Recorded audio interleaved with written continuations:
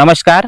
रामकृष्ण हरी वनस्पतीची ओळख युट्यूब चॅनलवर आपल्या सर्वांचं हार्दिक स्वागत. बघा मित्रांनो, तुम्हाला आज मी असा एक जो उपाय सांगत आहे की तुम्ही प्रत्येक ज्यांचे केस पांढरे झालेले आहेत तर पांढरे केस तुम्ही डाय करण्यासाठी, काळे करण्यासाठी प्रत्येक 15 दिवसांनी तुम्हाला केस काळे करावे लागतात. प्रत्येक 15 दिवसाला तुम्हाला डाय करावं लागते, केस कापले की काळे करावे लागतात.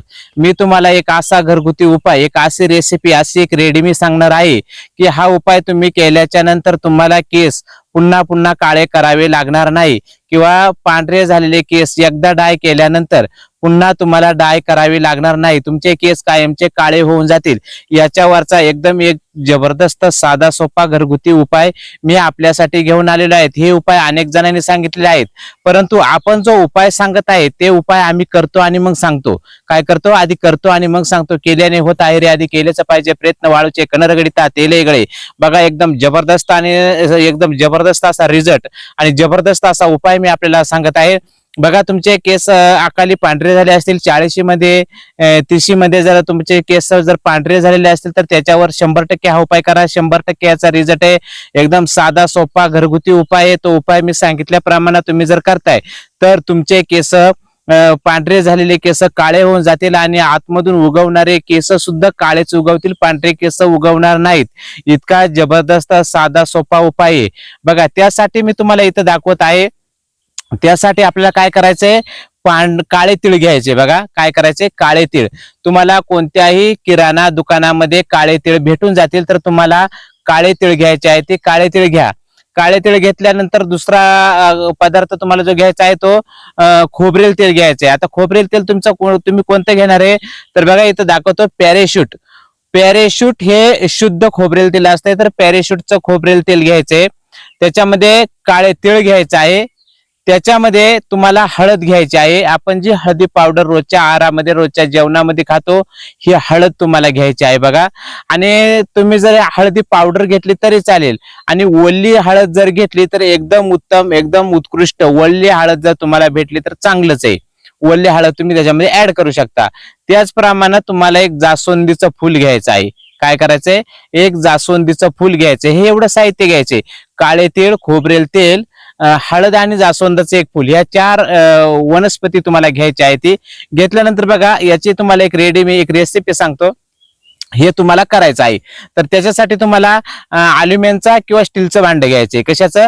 अल्युमिनियमचं किंवा स्टीलचं भांडं घ्या. त्याच्यामध्ये खोबरेल तेल टाका. बघा, व्हिडिओ स्किप नका करू, पूर्ण बघा. पूर्ण बघितल्याशिवाय व्हिडिओ तुम्हाला कळणार नाही. तर बघा, काय करायचंय?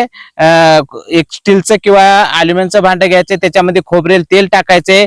एका वेळेस तुम्हाला जेवढं लावायचंय तेवढंच हा घ्यायचं आहे. एका वेळेस जेवढी डाय करायचे तेवढंच बनवा. ताजं बनवा, ताजं लावा. तेल बनवून तयार करून ठेवून वापरू नका, होणार नाही.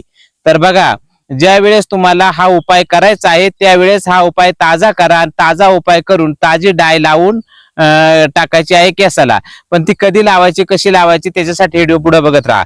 तर बघा, अल्युमिनियमचं किंवा स्टीलचं भांडं घ्या. त्याच्यामध्ये खोबरेल तेल टाका. त्याच्यामध्ये तीळ टाका. ते तुम्ही चुलीवर ठेवा किंवा गॅसवर ठेवा. गॅस एकदम नॉर्मल कमी करून टाकायचंय, जास्त करायचं नाही, कारण तीळ करपता जळतात. इस्तावर ठेवलं तर नुसतं शेक ठेवायचंय आणि निद्या दमानं ते असं होऊन द्यायचं आहे. तर तेल घ्यायचंय आपल्या हिशोबाने. तुम्ही 2 ते 4 चमचे तेल घ्या. त्याच्यामध्ये 1.5 चमचा तेल टाकायचं आहे. 1.5 चमचा तेल टाकल्यानंतर अर्धा चमचा हळद टाकायची आहे. हळद पावडर टाकली तरी चालेल. हळद पावडर जर तुमच्याकडे वल्ली हळद असेल तर वल्ली हळद ठेसून आणि अर्धा चमचा वल्ली हळद टाकू शकता तुम्ही. त्याच्यामध्ये तिळाचं तेल टाका, खोबरेल तेल टाका, त्याच्यामध्ये हळद टाका, त्याच्यामध्ये एक जास्वंदाचं फूल टाका. हे सगळं पूर्ण तेलामध्ये गाळेल इतकं तेल टाका आणि ते दमादमाने शेकू द्या. किती शेकू द्या? हळद पूर्णपणे काळी पडली पाहिजे. तेल पूर्ण ऑइल काळं झालं पाहिजे. पूर्ण इतकं शेकून असं दमादमाने शेकू द्या की किती पूर्ण ऑइल काळं झालं पाहिजे. जास्वंदाचं फूल काळं झालं पाहिजे. हळद काळी झाली पाहिजे. सगळं काळच दिसलं पाहिजे. असं हे काळं तेल तयार करायचं आहे. तयार केल्याच्या नंतर तुम्हाला काय करायचंय? ते गाळून घ्यायचं आहे. काय करायचं? गाळून घ्यायचं. स्वच्छ गाळून घ्या. गाळून घेतल्याच्या नंतर आंघोळ करायच्या 1 तास 1.5 तास अगोदर तुम्ही ते ब्रशनी केसांना लावायचं आहे, चांगलं मुळाला पण चांगलं मालिश करायचे आहे. पूर्णपणे ब्रशनी लावा. ब्रश नसल्यास तुम्ही ते कापसाने सुद्धा आपल्या केसांना लावू शकता किंवा इतर दुसऱ्या कोणाकडनं पण तुम्ही ते केसांना लावून घेऊ शकता, दुसऱ्याकडनं सुद्धा लावून घेऊ शकता किंवा स्वतः सुद्धा कापसाने किंवा ब्रशने ते लावायचं आहे. 1-1.5 तासांनी आंघोळ करून टाकायचे. आंघोळ करत असताना शॅम्पू किंवा साबणाचा उपयोग करायचा नाहीये. नुसतं केस धुवून टाका, दुसऱ्या दिवशी शॅम्पू वगैरे लावू शकता तुम्ही. तर असा उपाय तुम्हाला किती दिवस करायचा आहे? तर असा उपाय तुम्हाला प्रत्येक आठवड्यातून 3 दिवस करायचा आहे. किती? प्रत्येक आठवड्यामधून 3 दिवस असा उपाय करायचा आहे. आणि एका आठवड्याला 3 दिवस उपाय. तर हा उपाय तुम्हाला किती? 3 महिन्यापर्यंत करायचा आहे. 3 महिन्यापर्यंत तुम्ही आठवड्याला 3 दिवस आणि 3 महिने हा उपाय जर केला तर तुमचे अकाली झालेले पांढरे केस पूर्णपणे काळे होऊन जातील. आतमधून उगवणारे, डोक्यातून उगवणारे पांढरे केस काळे उगवतील. परत तुम्हाला डाय करावी लागणार नाही. तुमचे पूर्ण केस काळे होऊन जातील, पुन्हा केस पांढरे होणार नाहीत. इतका जबरदस्त उपाय, जबरदस्त रिझल्ट आहे. हा उपाय केलेला आहे आणि मग सांगितलेला आहे. हा उपाय तुम्ही करा आणि रिझल्ट आल्यानंतर नक्की कमेंट करा. चला, अशाच माहितीसाठी आपल्या चॅनलला फॉलो करा. धन्यवाद. रामकृष्ण हरी. जय धन्वंतरी भगवान.